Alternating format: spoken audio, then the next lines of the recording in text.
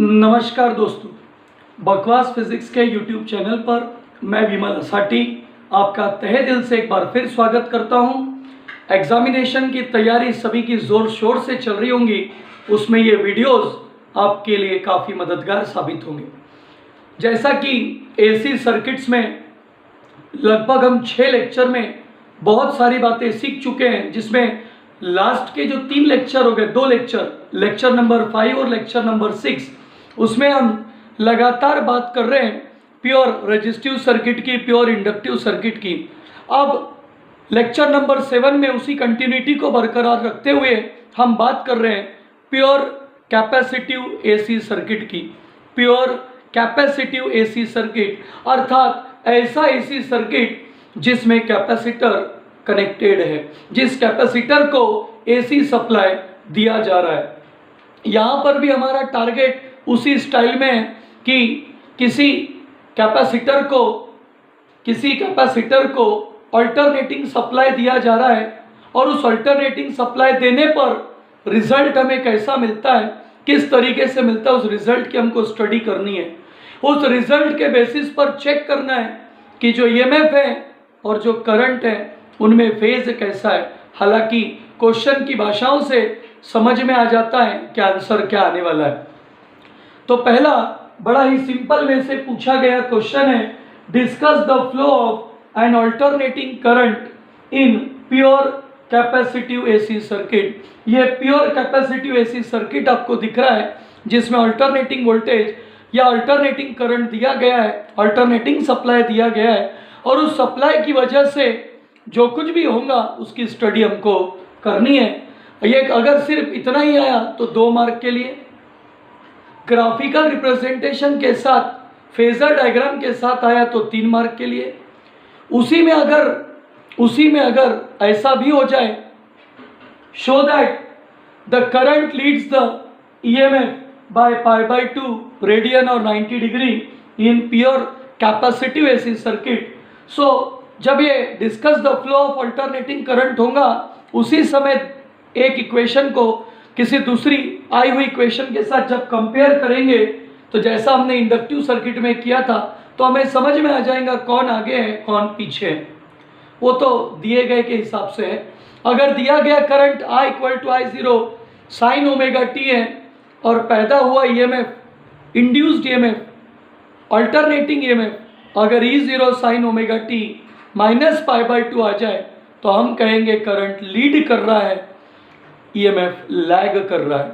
Generally हमारे answer की भाषा लीड में होती है। सो जो पिछला क्वेश्चन था प्योर इंडक्टिव सर्किट का, वो EMF लीड द करंट था बाय 90 डिग्री। ये करंट लीड्स द EMF है बाय 90 डिग्री। वो प्योर इंडक्टिव था, ये प्योर कैपेसिटिव है। प्योर रेजिस्टिव में कुछ नहीं होता, दोनों का फेज सेम है। ग्राफिकल रिप्रेजेंटेशन और फेजर डायग्राम में हम लोगों ने देखा था। लेकिन यही क्वेश्चन 4 मार्क का बन सकता है यदि इसमें आगे आपको पूछ लिया जाए कि कैपेसिटिव रिएक्टेंस कितना है। कैपेसिटिव रिएक्टेंस यानी एक प्रकार का नॉन ओहमिक ऑपोजिशन है।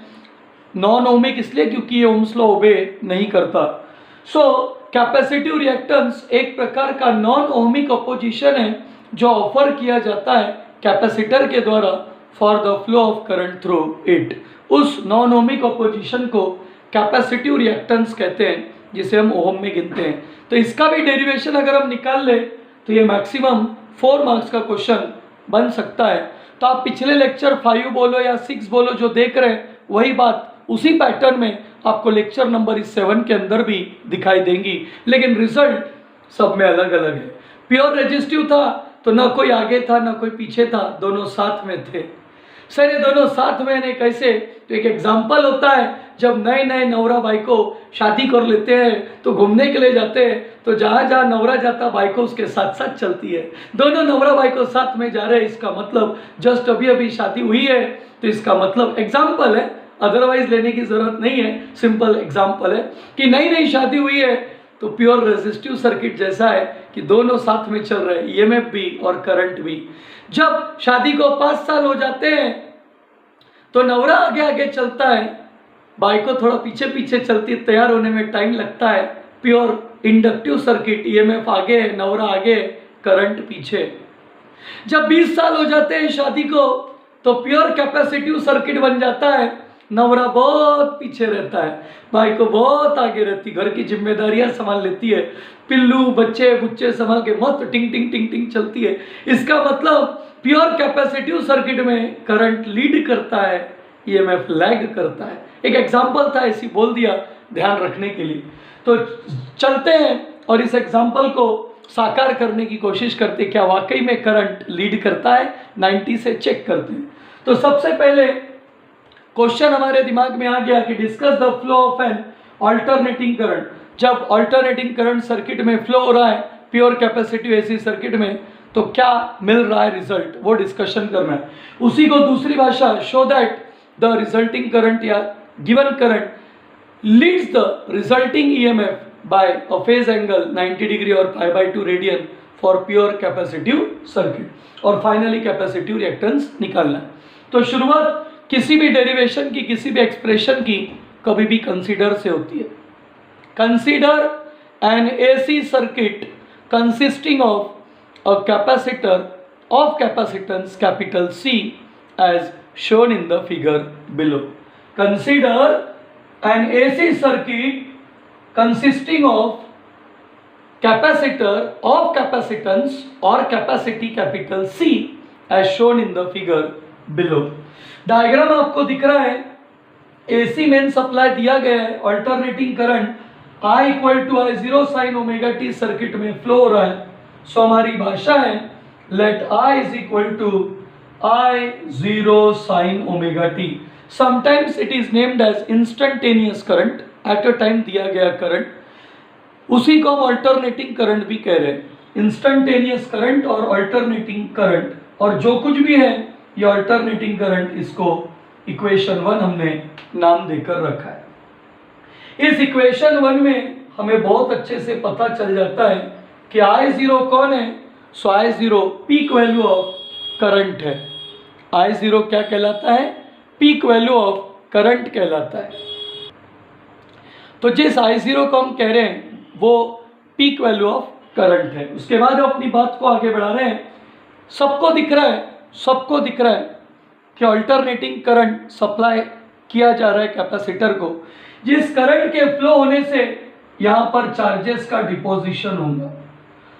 कैपेसिटर पे जब चार्जेस का डिपोजिशन होगा तो उन चार्जेस की वजह से पोटेंशियल डेवलप होगा, और उस पोटेंशियल डेवलप का अमाउंट E है।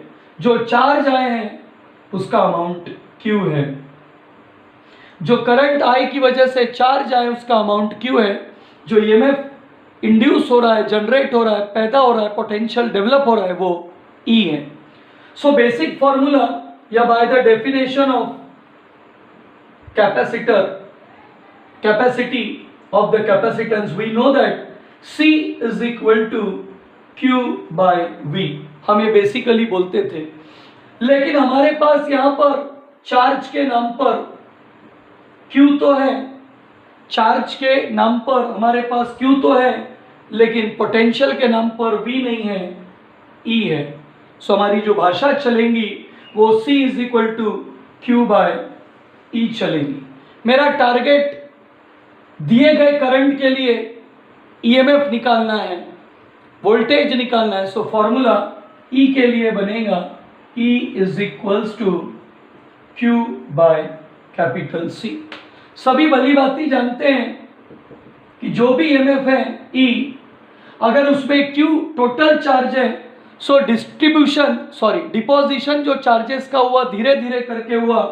सो मैथमेटिकली सभी जानते हैं अगर धीरे धीरे चार्जेस आए तो शुरुआती चार्ज हो सकता है dq, और धीरे धीरे आए तो उनका इंटीग्रेशन ऑफ dq q के बराबर होता है। सभी जानते हैं इंटीग्रेशन ऑफ dq यानी छोटे छोटे चार्जेस का कंटिन्यूटी वालों का some integration of dq q के बराबर है अपॉन c। सभी भली भांति ये भी जानते हैं कि इंटीग्रेशन ऑफ dq को चाहे तो हम integration of i into dt कह सकते हैं। सर ये I इंटू dt लिखने की हिम्मत हम कैसे दिखा सकते हैं? तो सभी को भली भांति पता है कि किसी भी करंट का formula rate of flow of charge with respect to time होता है। सो आई का फॉर्मूला अगर dq बाई dt है, सो dq का फॉर्मूला बनेगा I इंटू dt, और सबको दिख रहा है कि सर्किट में करंट फ्लो हो रहा है I। सो E का फॉर्मूला अब सेटअप होने जा रहा है, तैयार होने जा रहा है, बहुत आराम से सभी को दिख रहा है। E is equal to integration of I dt अर्थात I0 sine omega t dt, और अपॉन में टर्म चल रही है कैपिटल C, अपॉन में टर्म चल रही है कैपिटल C। सर वो I0 sine omega T I की जगह फ्रॉम इक्वेशन नंबर 1 बड़े प्यार से देखिए। सो E इज इक्वल टू जो I0 है वो पीक वैल्यू है करंट की, जो कि फिक्स है, कांस्टेंट है। कैपेसिटर की कैपेसिटी हम बदल नहीं रहे हैं, ना हम कैपेसिटर में कोई चेंजेस कर रहे हैं, तो C कांस्टेंट है, I0 कांस्टेंट है। इंटीग्रेशन में जो टर्म है वो साइन ओमेगा टी dt है। बच्चा भली भांति जानता है कि साइन का डेरिवेटिव कॉस होता है, लेकिन साइन का इंटीग्रेशन माइनस कॉस होता है। सो जो जवाब मिलेगा दोस्तों E इज इक्वल टू वो I0 बाई C तो पहले से फिक्स है, साइन ओमेगा टी का जो इंटीग्रेशन आएगा वो आएगा minus cos omega T upon omega. इसको सॉल्व कर लिए, सो E इज इक्वल टू जो टर्म दिख रही है माइनस वही रहेगा I0 के अपॉन में ओमेगा C, I0 के अपॉन में ओमेगा C। सर आपने क्या किया, साइन का इंटीग्रेशन माइनस कॉस और ओमेगा टी का फर्दर डेरिवेटिव नीचे लिखा जाता है इंटीग्रेशन में, तो ओमेगा ओमेगा इंटू सी I0 के साथ चला गया, बचा हुआ माइनस कॉस ओमेगा टी, हम उसे आगे बढ़ाकर कुछ उसके साथ सब्स्टिट्यूशन करेंगे। सर कैसा, जैसा हमने इंडक्टिव सर्किट में कॉस ओमेगा टी आया था या कॉस थीटा था, तो साइन 90 प्लस थीटा लिखा था, वो प्लस में था, कॉस प्लस में था, इसलिए साइन 90 प्लस थीटा, यहाँ कॉस माइनस में है। तो जवाब आपके सामने है कि हमें क्या लिखना चाहिए। लेकिन एक सच्चाई सबसे बड़ी, माइनस कॉस ओमेगा टी के लिए अगर हम लिखने जा रहे हैं sine omega T minus pi by two, अर्थात साइन 90 माइनस थीटा जैसा हम लिखने जा रहे हैं, sine pi by two minus theta नहीं, sine pi by two minus theta नहीं, sine theta minus pi by two, क्योंकि sine omega T plus pi by two ले लो या sine omega T minus pi by two ले लो, cos omega T जाना है। लेकिन ये अगर लिया omega T minus pi by two तो माइनस कॉस ओमेगा टी आना है।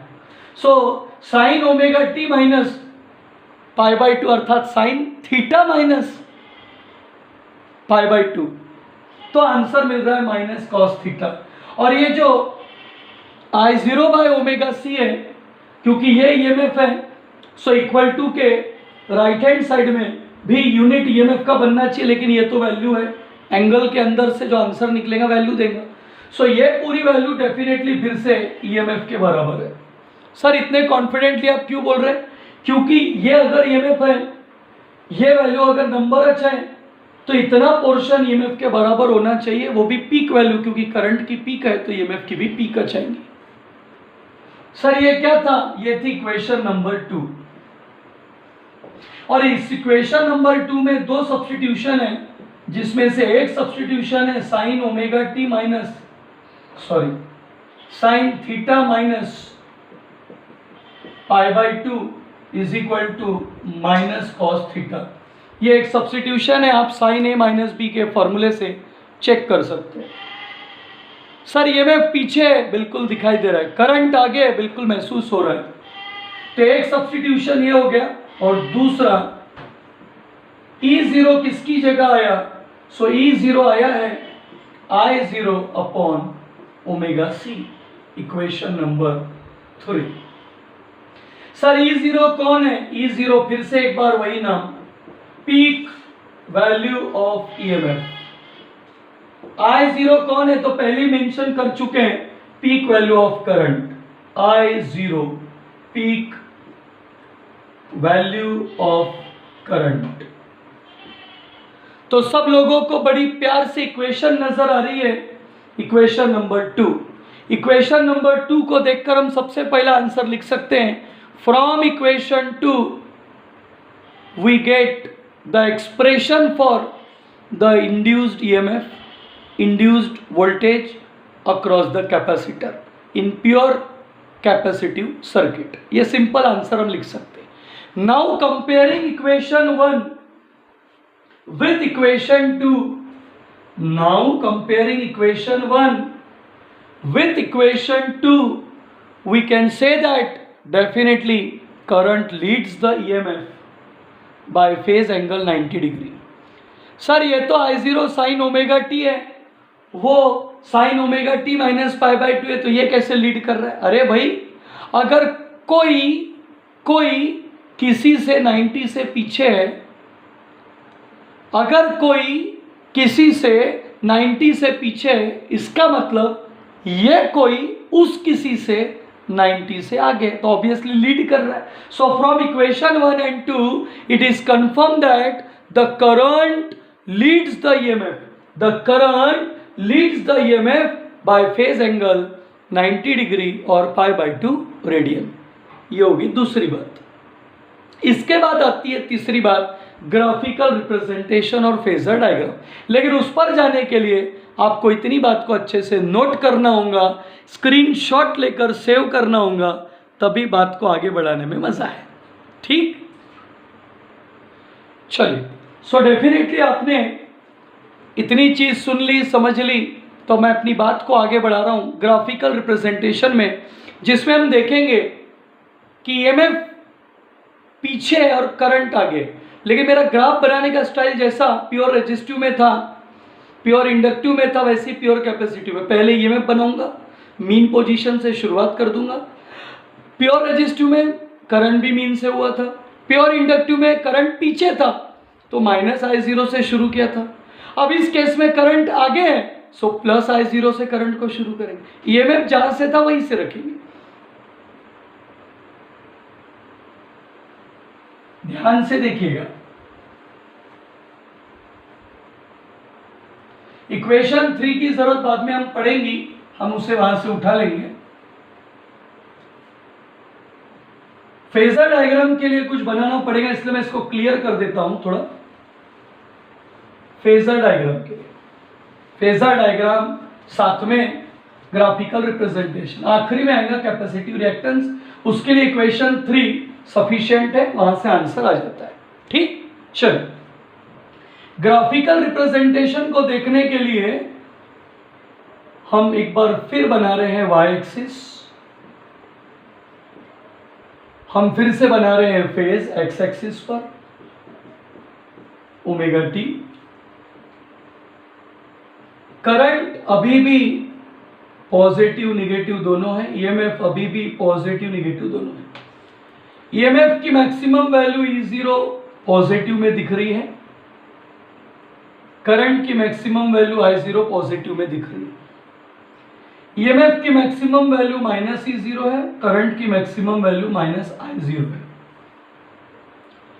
फेज जो चल रहा है 0 के बाद पाई बाई 2, उसके बाद पाई, उसके बाद 3 पाई बाई 2 और अंत में 2 पाई।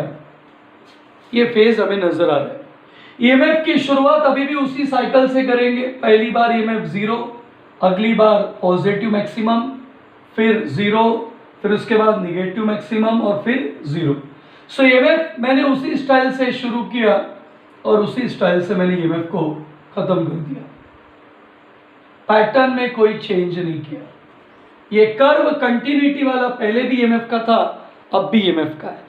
हमें करंट दिखाना है 90 डिग्री से आगे, अर्थात साइकिल के क्वार्टर हिस्से से आगे। एक साइकिल यानी 2 पाई 360, आधी साइकिल यानी हाफ साइकिल यानी 90 डिग्री, सॉरी 180 डिग्री, और क्वार्टर यानी 90।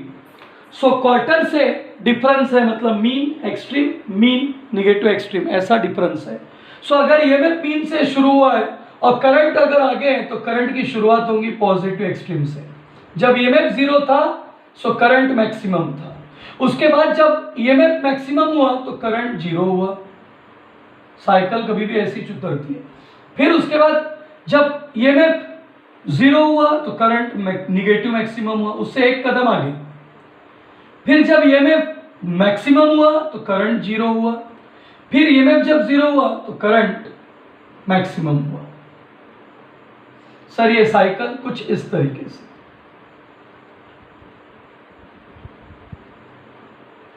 ये साइकिल नजर आती है और इस साइकिल से ही समझ में आता है कि एक कर्व जो है वो किसका है, करंट का है। और ये कर्व वाला करंट ही बता रहा है कि ईएमएफ 90 डिग्री से क्या चल रहा है पीछे, करंट 90 से क्या चल रहा है आगे। ये कर्व पर ही समझ में आता है। तो अगर आपको कहा कि E क्या है, तो भैया E अगर E0 साइन ओमेगा टी है, तो अगर E को E0 साइन ओमेगा टी कहते हो तो I को कहना पड़ेगा I0 sine omega T plus pi by 2। Sir ऐसा क्यों, एक्सप्रेशन तो अलग है। नहीं नहीं नहीं, एक्सप्रेशन फॉर्मेट जो था वो एक्सप्रेशन के अंदर दिखा कि भाई दिखता है, करंट दिए थे, ईएमएफ को चेक करो, ईएमएफ क्या दिखा 90 से पीछे। इन जनरल अगर हम ग्राफ बना रहे तो मैंने ईएमएफ की वैल्यू अगर E0 साइन ओमेगा टी दिखाई है तो करंट उससे 90 से आगे दिखा है, और इसी बेसिस पर मैं फेजर डायग्राम भी बनाऊंगा। ध्यान से देखिएगा फेजर डायग्राम के समय में क्या कर रहा, ये हो गया वाई एक्सिस, ये हो गया एक्स एक्सिस। सभी को बहुत अच्छे से पता है ईएमएफ को छेड़ना नहीं, ईएमएफ जो था जैसा था जहां था वैसे ही।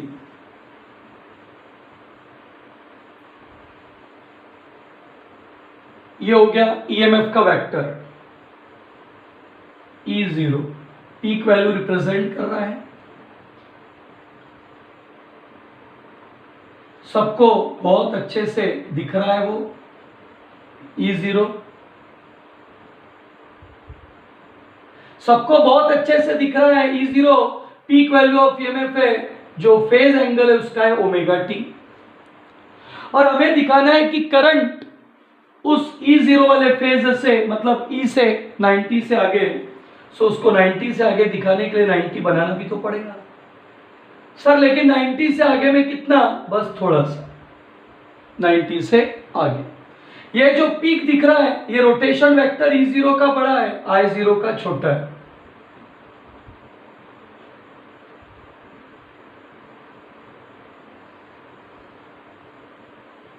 दिखा सकते हैं सब। ये जो एंगल दिख रहा है एग्जैक्टली 90 डिग्री का है।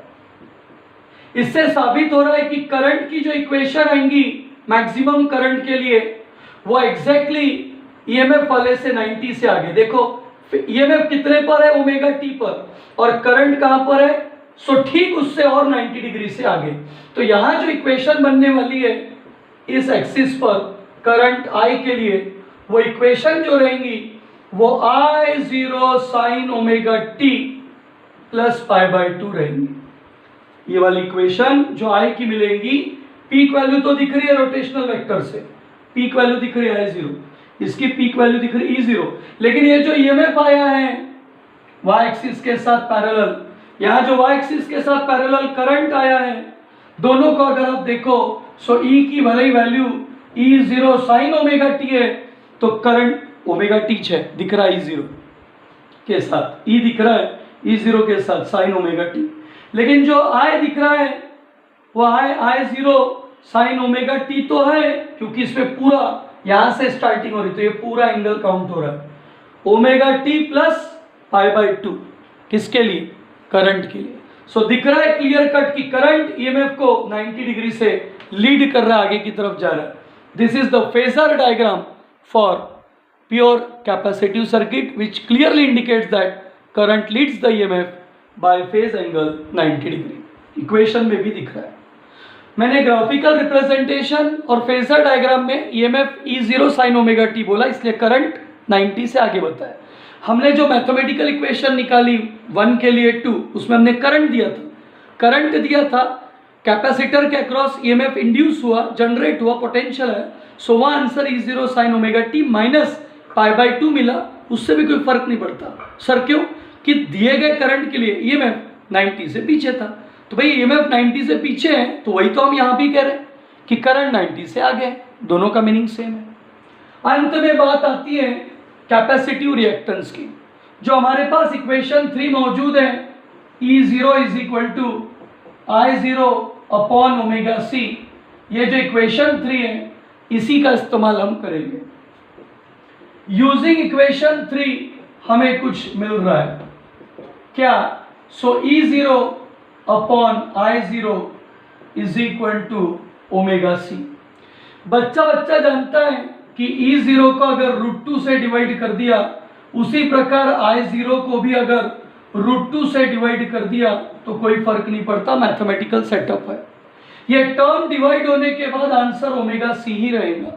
लेकिन E0 बाय √2 को हम इफेक्टिव वैल्यू, वर्चुअल वैल्यू या RMS वैल्यू ऑफ EMF कहते हैं। I0 बाय √2 को IRMS अर्थात इफेक्टिव या RMS या वर्चुअल वैल्यू ऑफ करंट कहते हैं। लेकिन ये जो रेशो दिखाई दे रहा है दोस्तों, ये जो RMS value of EMF across the capacitor with respect to the RMS value of current flowing through the capacitor जो दिखाई दे रहा है, इस रेशो को ही हम रिएक्टेंस कहते हैं। और इस रिएक्टेंस में कैपेसिटर के अक्रॉस होने के कारण इसे कैपेसिटिव रिएक्टेंस कहते हैं। Non ohmic opposition offered by the capacitor for the flow of current through it, that is called capacitive reactance. तो ERMS upon IRMS for capacitor is x suffix c is equal to omega c, sorry माफी चाहूंगा, 1 upon, क्योंकE0 by I0 हुआ, so 1 upon omega c, sorry 1 upon omega c। so xc की जो value मिल रही है वो 1 upon omega सी मिल रही है। E0 by I0 1 upon omega C, 1 upon omega C. ERMS बाय IRMS XC is equal to 1 upon omega C. So X suffix C का जो फॉर्मूला बना 1 अपॉन ओमेगा सी बोलो या 1 अपॉन 2 पाई FC बोलो, इसको हम कहते हैं equation number 4। Sir equation number 4 में अगर कैपेसिटर की कैपेसिटी कांस्टेंट हो जाए, सो एक्स सफिक्स सी का रिश्ता फ्रीक्वेंसी के साथ इनवर्सली प्रोपोर्शनल, और इस बात को हम इक्वेशन नंबर 5 कहते हैं। कैपेसिटिव रिएक्टेंस फ्रीक्वेंसी के साथ इनवर्सली प्रोपोर्शनल है। इससे बहुत बड़ी बात साबित होती है कि अगर एसी सप्लाई बहुत तगड़ा है, बहुत ज़्यादा वेरिएशन है, बहुत ज़्यादा साइकिल है, बहुत ज़्यादा फ्रीक्वेंसी है, तो फ्रीक्वेंसी बहुत ज़्यादा है तो कैपेसिटिव रिएक्टेंस बहुत कम है, और कैपेसिटिव रिएक्टेंस बहुत कम है मतलब अपोजिशन बहुत कम है। तो जितना हाई एसी सप्लाई कैपेसिटर से पास होना चाहेगा उसे अपोजिशन उतना कम होगा, रिजल्ट उतना अच्छा मिलेगा। लेकिन अगर डीसी दे दिए तो भैया डीसी की तो पूरी लग जाएंगी। सर क्यों? क्योंकि डीसी की फ्रीक्वेंसी होती है 0।